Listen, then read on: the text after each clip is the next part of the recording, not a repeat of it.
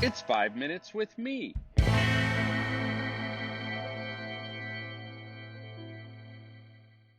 Hey there, this is Marko, and you're listening to 5 minutes with me. I know it's not a very fancy title. Okay. I get insanely annoyed by the judgmentalism within the Christian church. And I'm not just talking about judgmentalism within a single church, but that judgmentalism that dismisses or diminishes entire movements and tribes within the bride of Christ. That judgmentalism that shows up as ministry leaders who spend so much time and effort deciding, for God, it seems, who's right and who's wrong, who's in and who's out. But I can't deny the beam in my own eye on this one.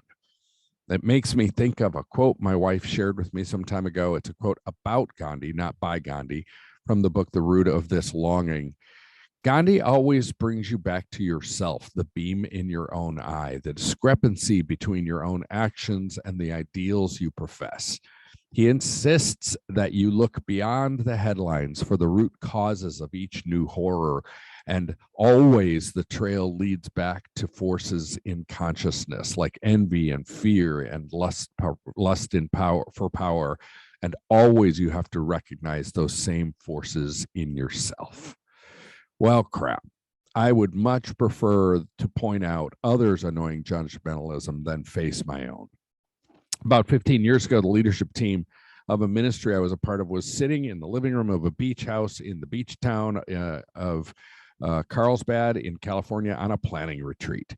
And we were getting worked. Our consultant was in the process of inverting all the dimensions of reality as we knew it. At one point during a discussion, I noticed a coworker getting defensive. This particular coworker was pretty transparent about his defensiveness. So it's not that I was being perceptive. His body tensed up and he fidgeted like crazy. His voice raised a half octave and his answers became a series of uh-huh. In the spirit of the truthfulness we were trying to foster, I decided it should be called out, for the good of the team. I did at least attempt to speak with gentleness, even though I was calling him out. I said, "Hey, can I interrupt? You've suddenly gotten really defensive."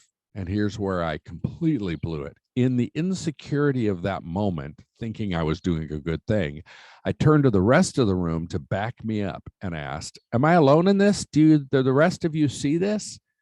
Before the defensive guy could respond, the consultant turned to me and, with uncharacteristic directness and pushback, completely unveiled what I had just done. That I had attempted to gang up on my coworker, that I had tried to manipulate everyone in the room to my opinion in order to corner my friend. Just as the tingly nature of being publicly exposed and realizing he was right started to set in, the consultant redirected again and he said something like, "I'm calling this out for a very specific reason.